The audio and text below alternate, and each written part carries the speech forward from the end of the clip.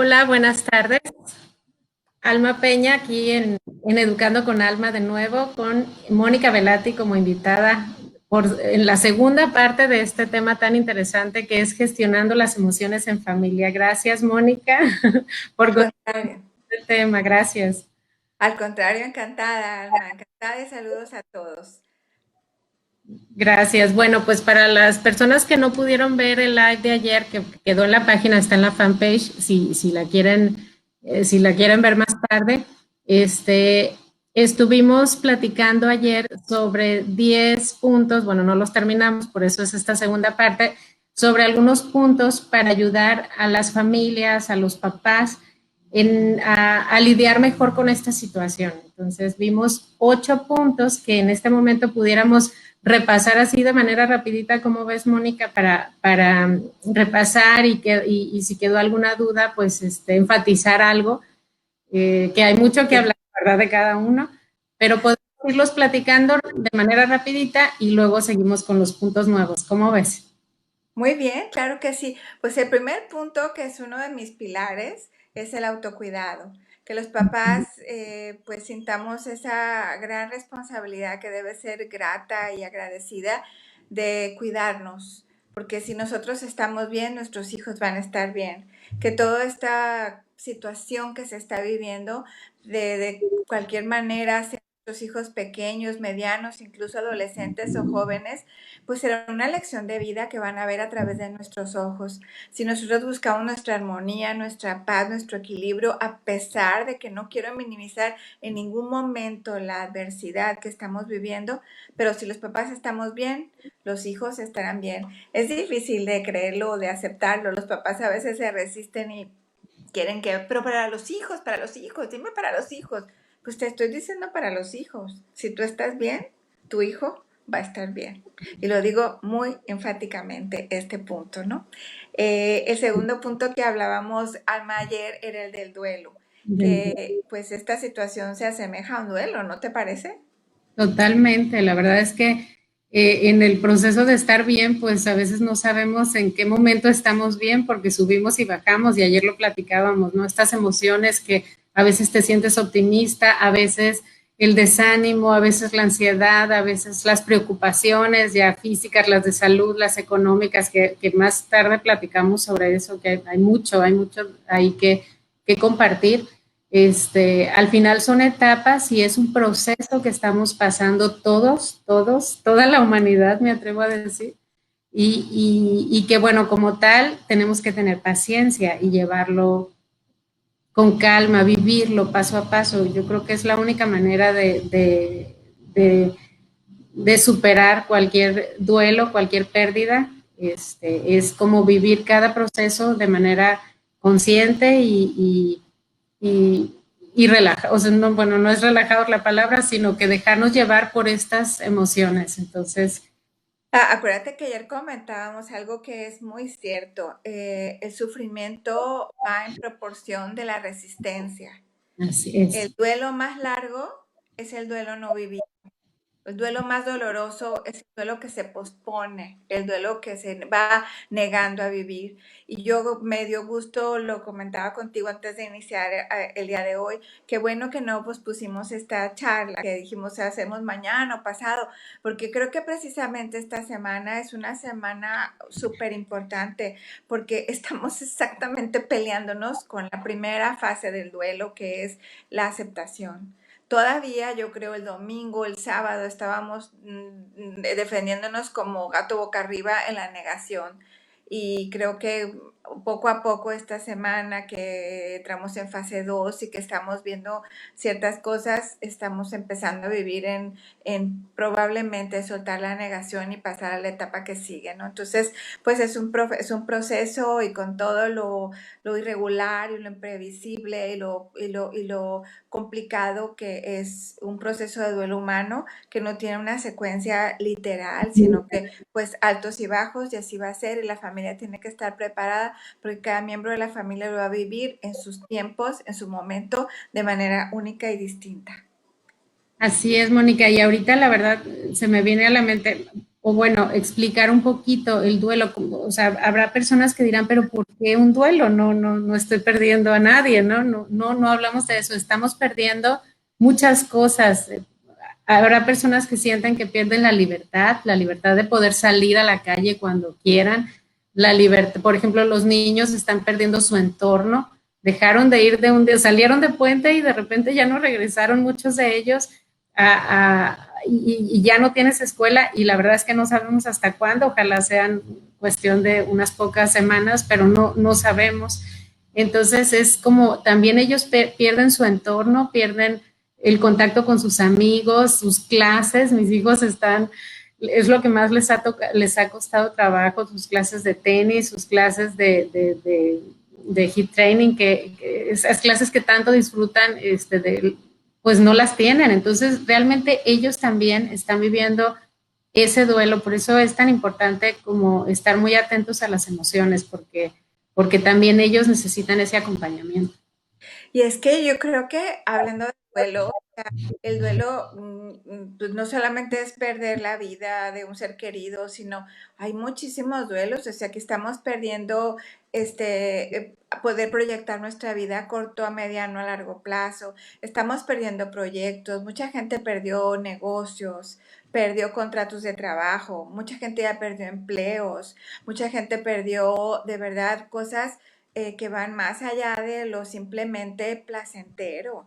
O sea, ya tal vez por mi trabajo que me contactan por diferentes redes o en las consultas que tuve ayer, o sea, pues la verdad la gente está aprendiendo cosas muy importantes. El ser humano está hecho para tener visión, para proyectar, para verse a futuro, para hacer planes, para ser sociable, para interactuar, para comunicarse y estamos perdiendo un derecho natural humano, que ese es el derecho de ser yo con el mundo.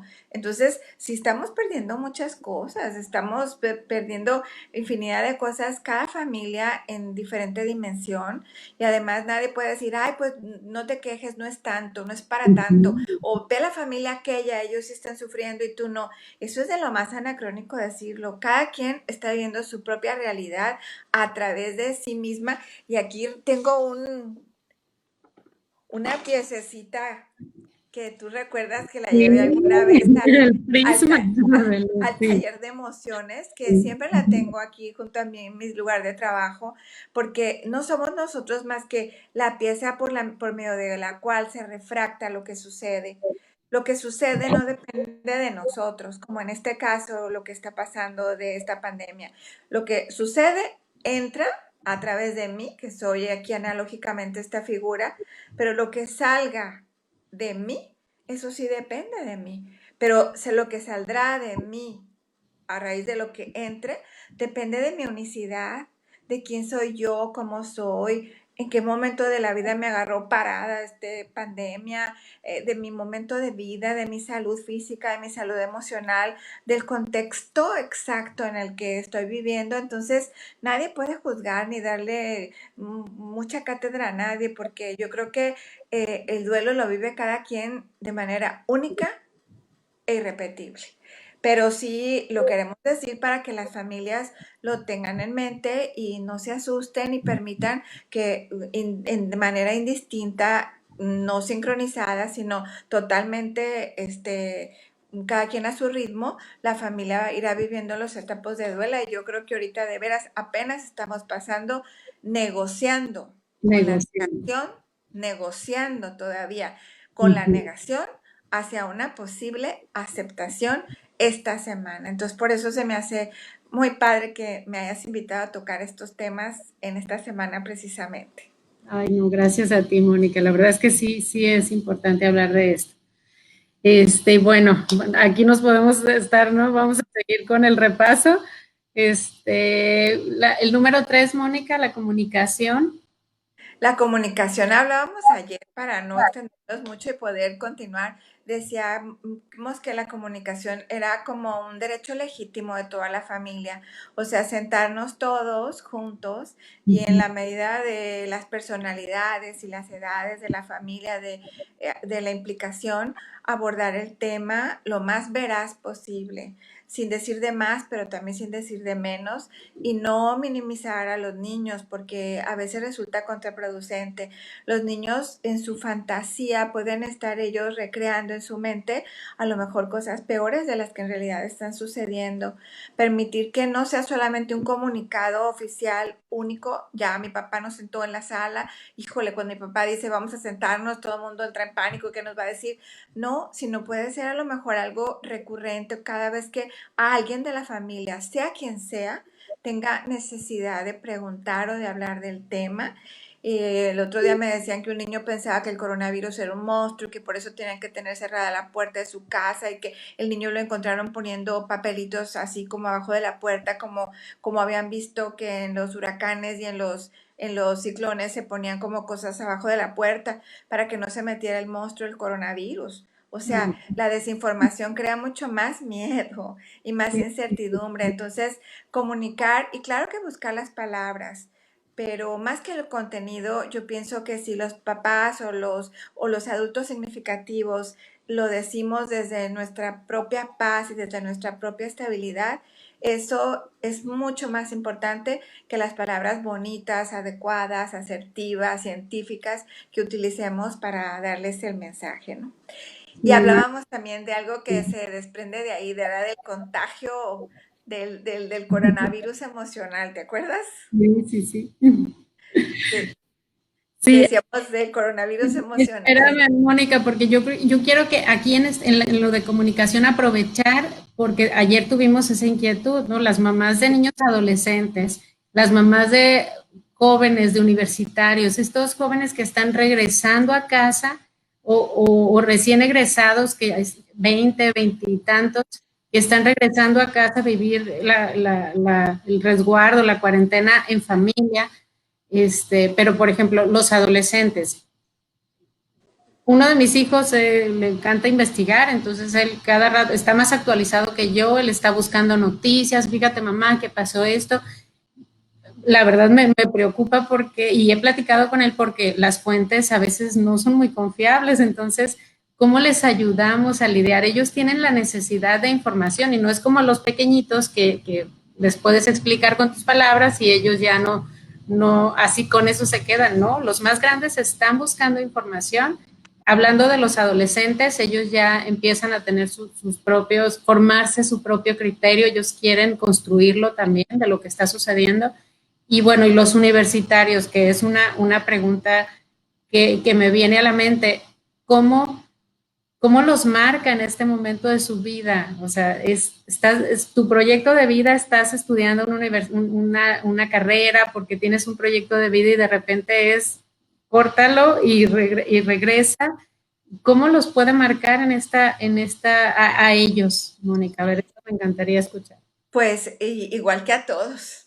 Cada uno lo va a vivir según su momento de vida, como decíamos hace un momento, pero aquí todavía a los jóvenes que ya vivían fuera de casa porque estudiaban en otra universidad o porque estaban en un intercambio o porque ya se habían independizado o lo que sea, todavía es un reto más, porque ya se me han medio acostumbrado a estar no tan bajo la tutela de un horario y de una dinámica familiar en donde tienen ellos que ceder y de alguna manera cooperar y colaborar. Entonces, es un ingrediente más a la receta, a esta, a esta receta tan picante y tan complicada, tan ecléctica, en donde vamos a convivir, o sea, de repente intensamente, así, todos los miembros de la familia pues que no tenemos costumbre de estar tan intensamente conviviendo. En la mañana me llegó ahí un meme que decía, Dios mío, perdóname, porque le pedí a Dios que mi esposo me hiciera más caso,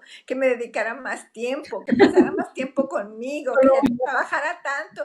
Dice, y creo que me pasé de más en lo que te pedí, o sea, por favor, quítame un ratito, que salga un ratito de la vuelta. O sea, pues mucha risa, pero todo eso está diciendo cosas muy reales en donde la familia estamos de verdad, o sea, en una cazuela así, revolviéndonos todos de una manera muy intensa. Entonces, para todos, para el adolescente, o sea, yo a veces hasta me asusto que pienso que no alcanzamos a visualizar Y yo soy preocupona, pero soy optimista y, y he tenido buenos maestros y buenos maestros de vida. Creo que esto va a ser mucho más provechoso y mucho más positivo de lo que nosotros no nos imaginamos. Nadie ni nada va a volver a ser como antes. Y si hay adultos en la familia, estemos conscientes de eso, de que somos guías para ayudar a quienes estemos conviviendo y compartiendo juntos para que esto de verdad sea una experiencia de aprendizaje y provechosa y no una experiencia de drama y de tragedia y de pérdida, sino de ganancia. Los adolescentes, claro, pues están también tomando sus clases en línea, algunos en la universidad, algunos ya trabajaban y están interrumpiendo su trabajo, y a todos, o sea, a todas las personas de todo el mundo, de la situación que sea, clase social, económica, todo el mundo se le interrumpió su proyecto de vida. Y no hay más que de dos, como diría Víctor Frankl, ese gran psiquiatra, a quien tú sabes que yo sigo todas sus enseñanzas con la logoterapia. No hay más que la actitud con la que tú quieras enfrentar lo que está sucediendo. O te amargas o te hundes y lo sobrevives, o como la figurita, lo que se refracte en ti, que sea algo provechoso y de gran aprendizaje. Además, pues es una invitación muy interesante porque no tenemos de otra. O sea, ante la realidad contundente, no nos queda otra más que aceptarla, digerirla y procesarla de la mejor manera posible. Los adolescentes tendrán mucho que aportar y mucho que aprender. O sea, creo que de repente esta sociedad estaba criando adolescentes muy infantiles, con mucho miedo a crecer, mucho miedo a hacerse adultos, mucho miedo a responsabilizarse. Pues yo misma tengo una hija, pues ya joven, que no pudo regresar de una isla por allá muy lejana y va a tener que quedarse por lo pronto indefinidamente. Y pues bueno, eso es lo que le toca vivir, y es una adolescente grande que va a tener que hacerse grande y va a tener que convertir esto en una aventura, en un reto de aprendizaje, y me siento muy orgullosa de eso. Entonces, creo que las oportunidades hay que leer la letra chiquita que nos está diciendo cosas muy importantes, y pues tanto ellos como los medianos, como los chiquitos, como los padres, como los abuelos, como la gente que todavía está cerca de nosotros, colaboradores en la empresa o en la casa, todo mundo tiene en este momento la obligación de subirse al barco o de bajarse y empujar la carreta entre todos, mientras que unos se suben, otros se bajen, pero que nadie se quede con los brazos cruzados. Yo creo que los adultos, papás pues todos los que ejercemos un liderazgo, tenemos que motivar a que esta estancia en familia sea como un gran crecimiento de madurez y de responsabilidad, porque en esta comunidad pequeña que es la familia, vamos a aprender lo que espera de nosotros la gran comunidad que es el mundo. En vez de pensar en micro y en una mentalidad muy egoísta, pues esto nos está enseñando que todos somos uno.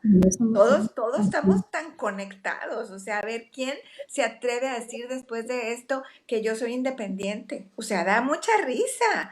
O sea, qué tan independientes, ya nos dimos cuenta que estamos súper conectados y que Conectado. dependemos unos de los otros. Entonces, lo que estemos poniendo en práctica en nuestros micros entornos, pues nos servirá para más adelante, niños jóvenes y adultos jóvenes, y nosotros adultos también, pues ponerlo en práctica en la gran comunidad que es el mundo en donde vivimos, en donde todos nos necesitamos unos a otros. Así es, Mónica, qué bonito, qué gran mensaje, la verdad, gracias, gracias porque es como una manera que te reconforta, que en medio de todo esto, de toda esta incertidumbre, te reconforta saber que ese es el fin, al final tenemos que, esto nos va a llevar a todos tarde o temprano en voltear hacia afuera y ver a quién ayudamos y qué hacemos, y entonces nuestros hijos tienen que ser parte de esto, los más chiquitos, los medianos y los adultos hijos, pues tienen que entrar a este reacomodo ahora que el mundo está teniendo, ¿no? Y lo que tú me preguntabas ya para muy concreto, o sea que si los jóvenes o los adolescentes están como sobreinformados y pues los noticieros y las redes tienen tanta información fake, pues también es un momento de aprender a discernir y a ser selectivos. O sea, el mundo pues es un pañuelo ya y la información está en un clic. Entonces, que ellos también aprendan a checar, así como les hemos enseñado a que sean selectivos con sus amistades, que sean selectivos con lo que ven, con lo que leen, con lo que oyen, con lo que escuchan, pues en este momento también. Y la mejor manera en vez de prohibir es como haciéndole preguntas con esa maravillosa técnica de la mayéutica. O sea, ¿y de dónde viene esta fuente? ¿Y qué hay detrás? ¿Y quién lo dice? ¿Y por qué lo dice? Ya te metiste a estudiar quién es esta persona y de dónde viene y de qué corriente filosófica viene o de qué escuela, dónde se formó, cuál es su trayectoria. No para que te contesten a ti, sino para que se los contesten a ellos y sembrar en ellos esa semillita de la rebeldía positiva y de ser ellos también cuestionadores de las verdades. Pensamiento crítico, ¿no? Que vayan desarrollándolo, qué fuentes pueden ver, porque eso es de verdad es caso práctico, a mí me pasa. A ver, mamá, ¿qué pasó esto? Que se murieron tantos. A ver, ¿dónde lo viste? Vamos a verlo, Guillermo, y me siento con él. No, mira, esta fuente, la verdad es que yo no confiaría en ella porque no tiene nada sustentable y de repente, bueno, como empezarlos a animar. La verdad es que eso va a servir siempre en toda la vida, sobre todo en Internet, que hay tantísima información que no tiene razón, que hay tanto fake news. Entonces, pues sí, ser cuidadosos y animarlos a que nos hablen, a que nos digan, porque si ellos no hablan de eso que leyeron, de eso que escucharon, de eso que vieron, a lo mejor solo se guardan el miedo, entonces eso yo creo que es peor. O la desinformación, que se va construyendo desinformación sobre desinformación y pues en vez de quitarles la curiosidad, porque yo siempre me choca ese dicho de que la curiosidad mató al gato, o sea, si no hubiera habido curiosidad en el mundo, pues no existiría nada, o sea, ¿dónde dejas a los científicos y a todos los Nada. o sea, todo el progreso humano, pues la curiosidad no mató al gato, o sea, al gato lo mató el perro, yo creo, pero la curiosidad es algo instintivo en el hombre y no hay que quitársela, solo hay que ser lo que somos, guías para Y que ellos vayan aprendiendo a cuáles son las fuentes a los que buscan la información. Yo más bien me preocuparía por las conversaciones, porque luego nuestras conversaciones ahí de sobremesa por teléfono, con el compadre, con el tío, y son fatalistas, casi casi que el apocalipsis y todo, y esas cosas a lo mejor a todas edades son las que pueden, como inquietarlos un poco más. bueno, si nos inquietan a nosotros, imagínate a ellos. Sí. Mónica, perdón, sí, dime. No, no, iba a decir que además hay que decir no lo sé. También es algo que a veces los adultos no nos gusta contestar, creemos que quedamos mal, pero si nos pregunta alguien de la familia o algún ser querido, conocido, ¿y qué va a pasar con esto? No lo sabemos. Y eso es bien difícil, ¿eh? O sea, es una parte también de gran sabiduría fundada en la humildad, en decir, no lo sé, bástele a cada día su propio afán en este momento, porque pues, pues la vida no se deja que le preguntemos a veces, sino más bien ella nos pregunta para ir respondiendo lo que va sucediendo cada día. En este momento, ese es un reto también que estamos a expectativas a ver qué dice la vida, a ver qué dice el mundo. No tenemos la última palabra. Pues sí, citándote, amiga, a la vida no se le pregunta, se le responde. Exactamente. De responder, ¿verdad? Y sacar los recursos, todos estos que tenemos adentro, que a veces no sabemos que los tenemos, pero que seguramente que ahí están, y es Así, de sacarlos, y van a salir y vamos a salir más resilientes, como lo comentaste ayer. sí. El punto 5, amiga, el que casi que tuvo más rating. Tenía, Les encantó, yo también tuve estuvo mucha. maravilloso el descanso. Tenías que venir a darnos permiso del descanso. A ver, platícanos.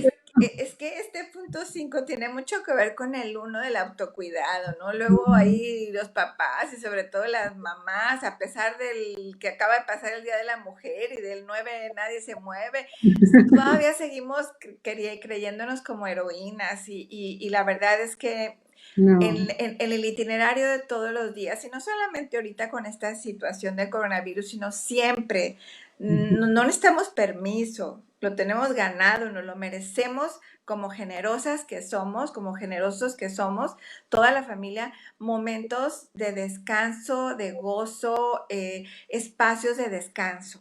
Porque pues el día ahí en la familia intensamente, sin salir, pues es un reto así como que digo, va a ser al ratito como que a las 7 de la noche, máscara contra cabellera, vengan a la terraza porque tu mamá contra el hermano y en la otra esquina tu papá contra el, no sé, o sea, es un gran reto. Entonces, si en el itinerario del día nosotros ya vamos plantando momentos o espacios gratos de descanso, de actividades de cada uno o actividades en grupo en donde se baja la luz, se pone música, dormimos siesta. Y digo, no quiero ser que digas, ay, pues qué idealista. Yo sé, cada familia me dirá, esto a mí no aplica, esto sí, pero sí tratar, a veces nos lo negamos anticipadamente, o de un huracán, a una guerra, a un secuestro, a una tortura o a una situación migratoria en donde de repente sí hay como maldad, intención involucrada.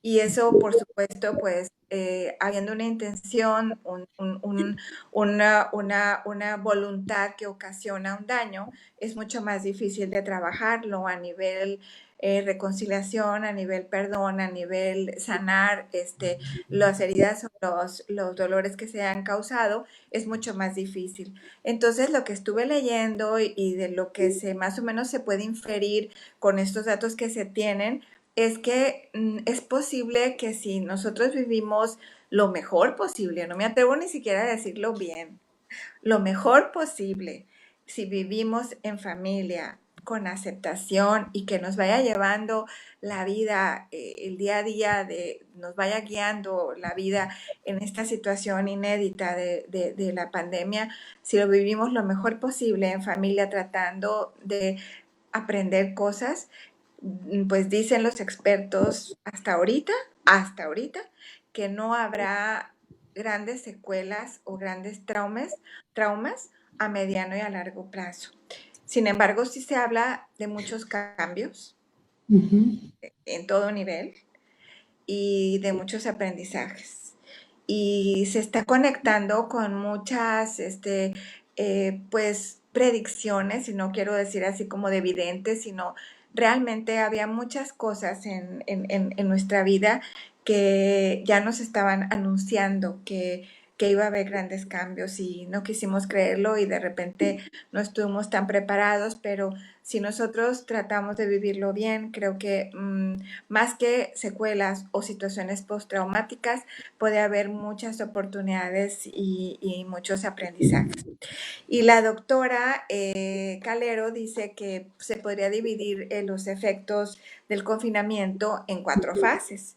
Y Y por a eso, mí, nada más, perdón, para poner un poquito en contexto, esto es, o sea, esto lo mencionas porque hay preocupación por muchas familias por lo que puede estar sucediendo, o sea, por lo que puedan estar perdiendo sus hijos, sintiendo este miedo, no sabemos cuánto va a durar, todo esta, es que las familias tienen preocupación, por ejemplo, en la parte económica, que muchos empleos ahorita están en riesgo, muchas empresas, muchos negocios, las familias verdaderamente están preocupadas por el sustento y esto tenemos que decirlo porque, porque existe y es una preocupación muy válida y muy real, entonces tenemos que hablar de ella. Y entonces toda la dinámica que se hace en torno a un problema económico, donde tu sustento y tu patrimonio está en riesgo, Entonces debe ser muy, muy complicado. Por eso hablamos, por eso son los temas, ¿no? De trauma y de. Sí, sí, es un poquito con lo que empezamos el día de ayer, que decíamos cuáles son las como sugerencias que damos para poder sobrellevar esta situación en familia y tratar de que la dinámica sea lo más armoniosa posible y que salgamos lo menos afectados. Entonces, pues vimos estos puntos y estos últimos dos puntos se refieren a que creamos de que si nosotros llevamos de una manera, pues, con calma, con optimismo, con aceptación, esto que es, pues, aquí, o sea, no lo podemos eludir, de la mejor manera posible, las secuelas no serán tan fuertes porque este confinamiento está más relacionado con un desastre de la naturaleza, con una cuestión que no tuvo que ver con la voluntad o con la maldad de una persona, como serían niños que fueron apartados de sus padres en la guerra o por las cuestiones del narco o de otro tipo de violencia o secuestros o migración o cosas, sino que es más difícil sanar cuando es una cuestión que es relacionada con la naturaleza misma. Y pues sí, lo que tú mencionas del tema económico, pues, o sea, que podemos decirlo, o sea, de repente en nuestro país no parece muy políticamente correcto hablar del tema de dinero. Hay mucho pudor de hablar de los temas de dinero, pero creo que también es un tema que debe estar puesto sobre la mesa en las familias. O sea, los niños también deben pensar en eso, seguramente piensen en los papás, tienen que, en la medida y en la dimensión de las edades y circunstancias, platicarlo y hablarlo y decir, no sé cómo le vamos a hacer, no sé qué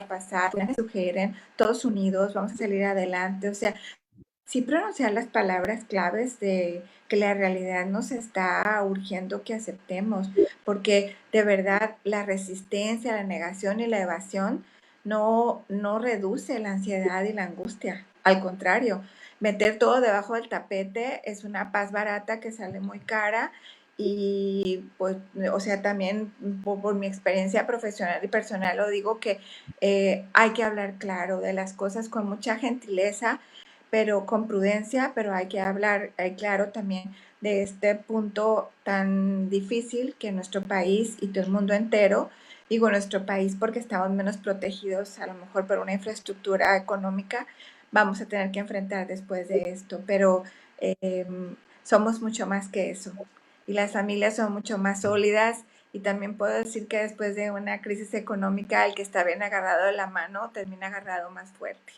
Entonces no nos va a tumbar, no nos va a derrumbar y hay que ir viviendo entonces las fases.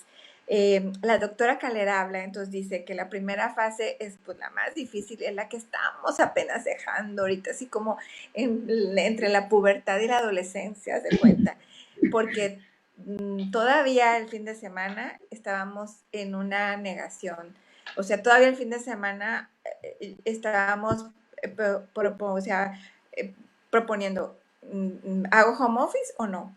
¿Cancelo mis proyectos o no? Todavía tomando decisiones como con cierta esperanza. La primera etapa del confinamiento, pues obviamente no nos deja ver muy claramente, nos mete como una capsulita así como empezamos, acuérdate cómo decíamos hace un mes o hace menos, China está muy lejos, lo dijimos en diciembre. Eso es allá.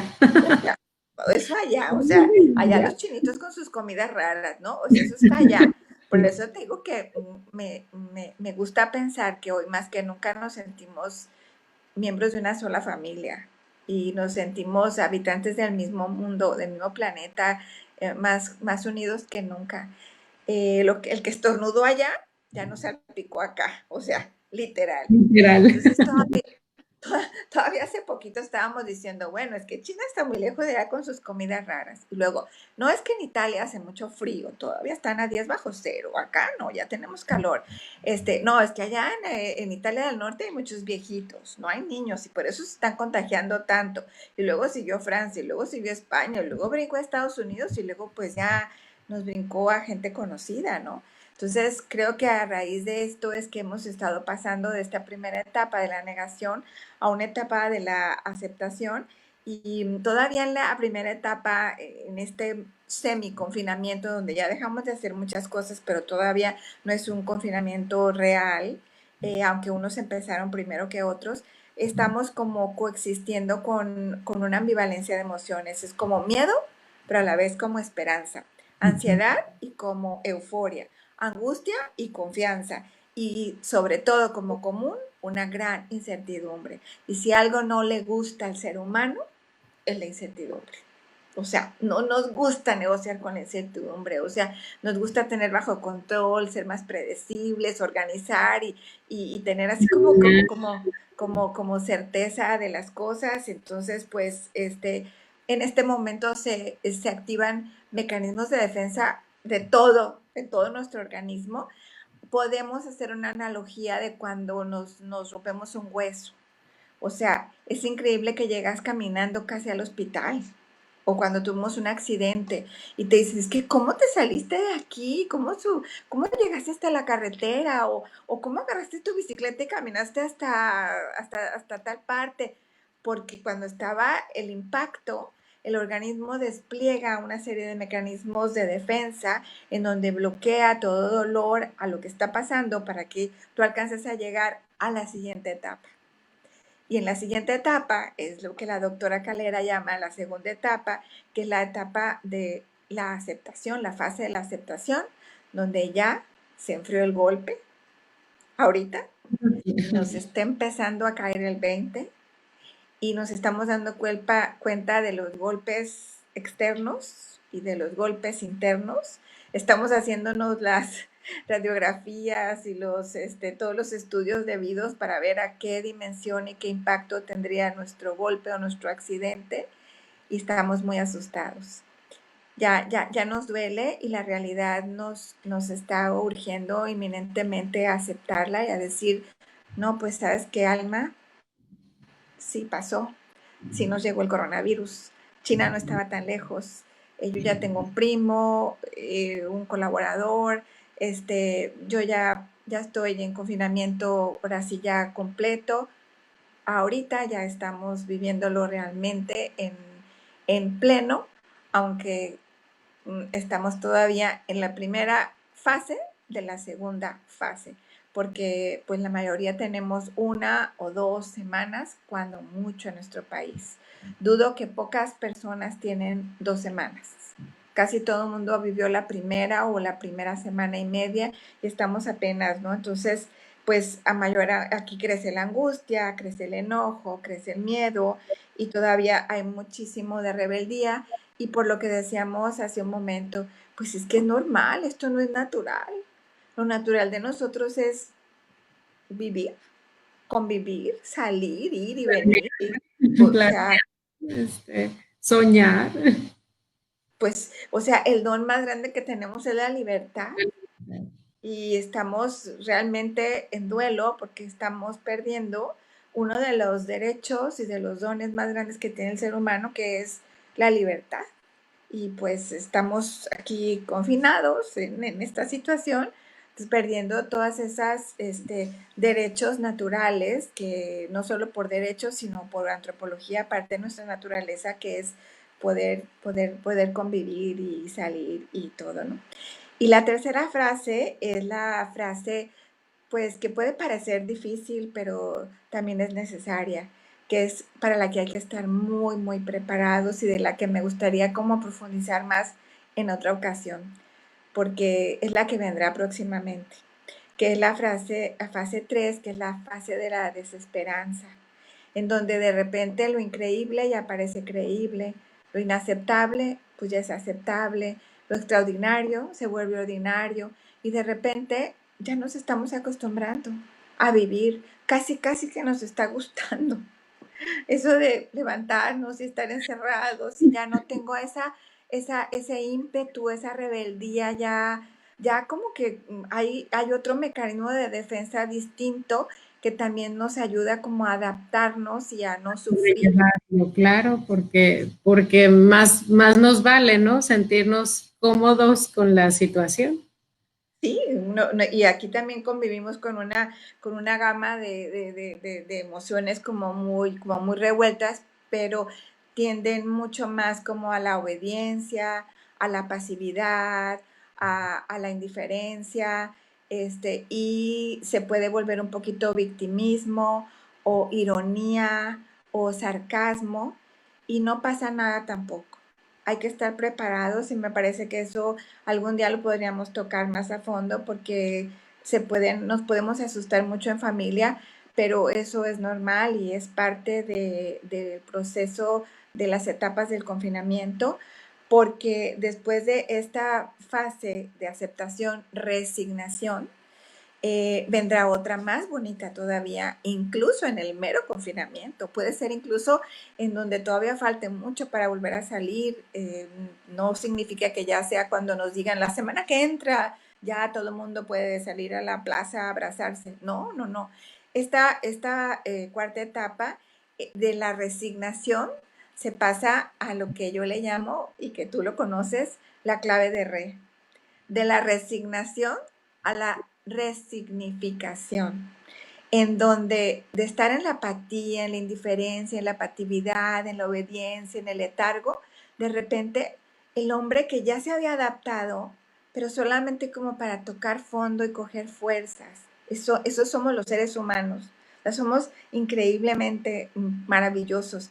De ese momento como de letargo resurge así como que el ave fénix vuelve a salir y entonces sacamos y desplegamos esas potencialidades y herramientas de innovación, creatividad, muchas cosas increíbles del espíritu, ¿verdad? Y crecemos y nos crecemos de verdad y empezamos a transformar dentro de la misma realidad, dentro de la misma, o sea, supongamos que no ha cambiado nada.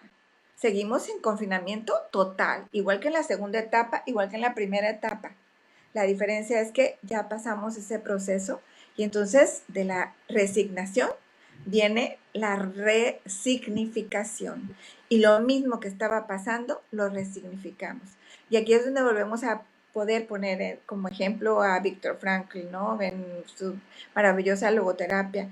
O sea, el hombre le encuentra un nuevo sentido a la realidad que tiene enfrente y ante la que no puede hacer nada más que responderle a la vida con una actitud de resignificar y de reinventarse. Y por eso esta palabra, pues que se ponen de moda, neologismos, ¿no? Que hoy se usa mucho y hace unos 10 años para acá la palabra hermosa de resiliencia, pues esta etapa es la de la resiliencia, en donde nos convertimos en héroes cada uno en su entorno y de la resignación pasamos a la resignificación y a pesar que las cosas afuera no hayan cambiado o estén en contextos muy adversos como lo hemos visto ya en muchas etapas de la historia, siempre hay la posibilidad de la última palabra de resignificar de manera resiliente ante la adversidad. Entonces, pues hay que creer en eso, hay que estar preparados porque pues de una manera u otra, en un tiempo u otro, todas las familias seguramente vamos a pasar por todas estas fases en estos momentos de confinamiento. Y pues para terminar, Alma, yo quería decir que estemos mucho en contacto con el exterior. Dime. No, perdón, antes de que continúes, porque me surge la pregunta, ¿de qué depende que lleguemos a esta etapa? Le entiendo como que es la etapa de la trascendencia, donde tú resignificas, donde tú trasciendes, es donde tú dejas de pensar en ti, en tu sufrimiento y en tu pérdida para voltear hacia afuera y ver todo lo que puedes hacer por tanta gente, como que también lo platicábamos, lo comentamos ahorita con los hijos, ¿no? Los niños, los adolescentes, los adultos jóvenes, cómo es, voltéate y no nomás, no veas que eres tú el que estás perdiendo tu vida allá afuera, sino que hay gente que le está pasando mucho peor que tú. Y entonces, ¿qué podemos hacer para ayudar? ¿Cuál es nuestra aportación a esto que está pasando? ¿Es eso o de qué depende de que lleguemos a ese momento cada persona? Mira, está muy difícil tu pregunta, pero depende de que hayamos permitido que la familia viva cada una de las fases del confinamiento y que hayamos vivido con naturalidad también las fases del duelo. O sea, no se puede llegar a la primavera sin el verano, sin el otoño, sin el invierno, ¿no? O sea, pensemos en la metamorfosis. O sea, para que la oruga llegara a ser mariposa pasaron muchas cosas y la historia desde la larva hasta la mariposa, pues no siempre fue placentera. Entonces, en la medida en que vivamos de una manera honesta y solidaria, empática, paciente, generosa, gentil. A mí me gusta mucho la gentileza, gentil, todas estas etapas. Yo creo que nos iremos poco a poco como metamorfoseando, convirtiéndonos de larva a mariposa, en esa como inteligencia colectiva en donde la familia, cada uno le da al otro lo que tiene, lo que sabe, lo que puede, lo que es, y nos vamos como compartiendo y enseñando unos a otros en este momento histórico de confinamiento y, y que se, que, se, que se crea que la fuerza está dentro de nosotros, que ante la realidad lo único que podemos hacer es bailar con ella, aceptarla. O sea, no resistirnos, sino aceptarla. Si está en nosotros cambiar algo, cambiarlo. No quiero hablar de pasividad o de una resignación pasiva en el sentido de cobardía. Si está en algo, cambiarla, cambiarla. El que sea científico y esté trabajando ahorita en un laboratorio para la vacuna o para una medicina, que se apure. O sea, que se apure. Pero los que nos está tocando vivirlo desde otras trincheras, que digamos, esta es mi realidad y si yo no puedo cambiar la realidad, ¿qué tengo yo que hacer para estar lo mejor posible para mí y para los demás en este momento que me está tocando vivir? O sea, repetimos, o sea, a la vida no se le pregunta, se le responde. Y la mejor respuesta es esa actitud con la que yo asumo mi mejor yo posible ante la realidad que está frente de mí en este momento. Y nos podemos ayudar entre unos y otros, no solo los papás ni los adultos significativos, y yo aquí también convoco a los jefes, a los directivos, a los gobernantes, a los maestros, a los tíos, a los abuelos en general. O sea, todo el mundo tenemos ahorita un momento, oportunidad de un gran liderazgo, si me permiten la palabra. Pero cuidado, porque luego los chicos y los medianos y los muy pequeños son nuestros grandes maestros. Y creo que aquí mutuamente nos vamos a enseñar muchas cosas para poder llegar a esta etapa, como tú dijiste, de la trascendencia, en donde después de estar en muchos momentos emocionales y viviendo de diferentes maneras esta realidad, puede llegar el momento en que digamos, bueno, aquí tengo esto, ¿qué puedo hacer con esto que tengo? Y desde mi yo más valioso, desde mi yo más luminoso, haré lo mejor posible que esté en mis manos para mí y para los demás. Pues así, Mónica, pues te escucho y lo que me viene a la mente es sacar de cada uno lo mejor.